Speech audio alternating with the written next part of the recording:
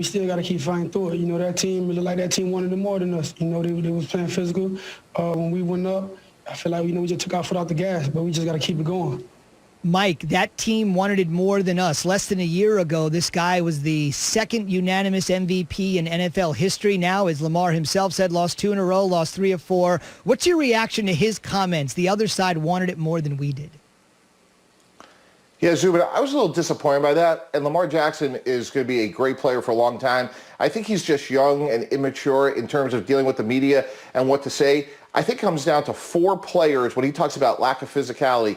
2 on the offensive line, Ronnie Stanley and Marshall Yanda, who retired, and 2 on the defensive line, Brandon Williams and Calais Campbell. You take 4 really big physical players off of either side of the line of scrimmage. To me, that was the difference in the game. Tennessee was able to control the line of scrimmage. They eventually wore down Baltimore. And if I'm Lamar Jackson, I got to be a little bit more careful because you're really talking to your teammates, and they played hard. They just came up a little bit short yesterday, and they have to clean up some things because right now, remarkably, if the season ended today, they would not be in the playoffs. So massive game this week. You have to have a short memory. You have to move on, and you have to support your teammates. There is no question about that. That's a stunning stat that Mike said right now. They would be on the outside looking in. In fact, the Raiders would have that coveted 7th spot sitting at a 6-4 record. Crazy. But the Ravens and the Dolphins, both at 6-4, would be on the outside looking in. They wore down the Ravens, but I think it's fair to say, as we found out yesterday, there's no wearing down Derrick Henry. He just gets better as the game goes on. What a beast. Mike, thanks for joining us this morning. Thanks, Mike. All right, Mr. Z, good to be with you as well. All right, B.A. Baracus joining us this morning. You have to be old enough to get that one on the Shell Pennzoil Performance Sign. Okay, so here's the thing. Let's run this down with Lamar. This has been a big thing. This isn't just yesterday's comments. Remember the divisional game? This was the rematch against the Titans yesterday. In the divisional game, Lamar came out and said last year, when the Ravens were a 14-2 team, had won 12 games in a row, they were the number 1 seed. Tennessee rolls in there, and what does Lamar say after the game? Lamar says, we were just not prepared for them. We didn't actually think they were going to be that good. We took them a little lightly, which is amazing to say. Then a few weeks ago, he tells Rich Eisen on the Rich Eisen show, I'm going to the line and other guys know our plays. And then they lose to the Pats on Sunday Night Football, and he goes, man, we're ticked off. We just lost to the Pats. And then yesterday... And he blamed the weather. And he blamed the weather, a tough one, right? And then yesterday, you just heard it, they wanted it more than us. Key, this guy's up for a huge extension, much like other guys are. He is the unanimous MVP less than a year ago. He's a great quarterback. But what do you make of all of these? You said it last week, so I'm going to use the word.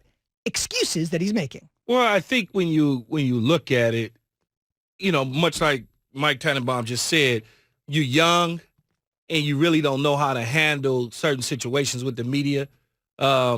He's not the most talkative guy around. Let's be honest now. He's not like you see Lamar just out there, especially last year. His spokesperson was his running back. I mean, so when you look at it, it's a hard thing for me to assess him at the quarterback spot and say, well, okay, these other quarterbacks that are getting these big, huge extensions at the quarterback spot. Not what he's saying. I don't care about what he says, the excuse part of it. I'm talking about his playing ability. Mm-hmm.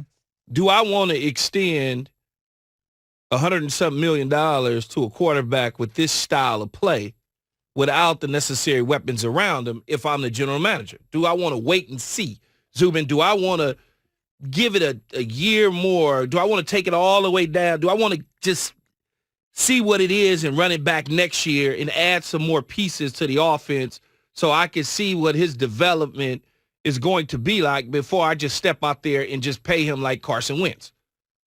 Is he worth that type of dollar figure? I understand he won an MVP a year ago. I get all of that. But is this all we're going to get? Is we're going to get second round playoff, struggling to find out if we can even get to the playoffs? 0 playoff wins? I don't care about that because he's young. Okay. There's a lot of quarterbacks are young and they play in a couple years. I understand it's a sexy topic to say, well, he hasn't won any games in the playoffs. Dude's only been in the league 3 years.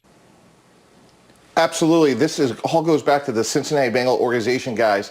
We've talked about this for months. It goes back to releasing Andy Dalton unnecessarily. In all the years when you have a veteran quarterback who's smart and experienced like Andy Dalton, hold on to him. No offseason program, no OTAs, no training camp. Put Joe Burrow in the best position to be successful for the next 10 years, not the first 10 games. And it's unfortunate that he got hurt. It's tragic. Joe Burrow has a great future, but this is a self-inflicted wound by the Cincinnati Bengal organization. They didn't need to do this and put him in harm's way. They could have brought him along slowly. And I've worked with Zach Taylor. I like Zach Taylor. He's a good head coach. And I disagree with him because their offensive line, when you look at the 32 teams, is way below average. So they may have been improving, but this is an unfortunate circumstance for him and Joe Burrow. Mike, yesterday we watched the Saints take the Atlanta Falcons down and to the woodshed, I would say, and do something bad to them. What did you make of the decision to go with Taysom Hill over Jameis Winston? Yeah, Key, I thought it was the only decision, considering that Taysom Hill had been there for a number of years.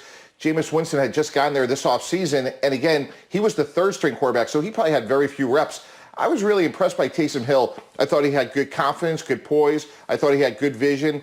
5 different receivers caught passes. And Key, you know, when there's a great receiver, usually you're going to lock in just to somebody like a Keyshawn Johnson or Michael Thomas. But Taysom Hill distributed the ball. And you know what's really remarkable? As productive as they were in offense, Alvin Kamara didn't have a catch. So if I'm sitting there and I'm Sean Payton, I know there's actually room to grow with Taysom Hill, which is really exciting. And how about this? The New Orleans Saints are 6-0 in the last 2 years without Drew Brees. Mike, whose side are you on here? Keyshawn says that the Eagles need to stay with Carson Wentz. I'm a huge believer they need to go with Jalen Hurts. Whose side are you on? Yeah, Jay Will, unfortunately, I'm with Key. What's really remarkable about Carson Wentz when I watch him is he really lacks confidence. You know, that pick six, the reason that happened, guys, is he didn't trust his eyes or his progression. He had a receiver down the seam wide open earlier in the play. And for a guy that's been as successful as he's been, he's not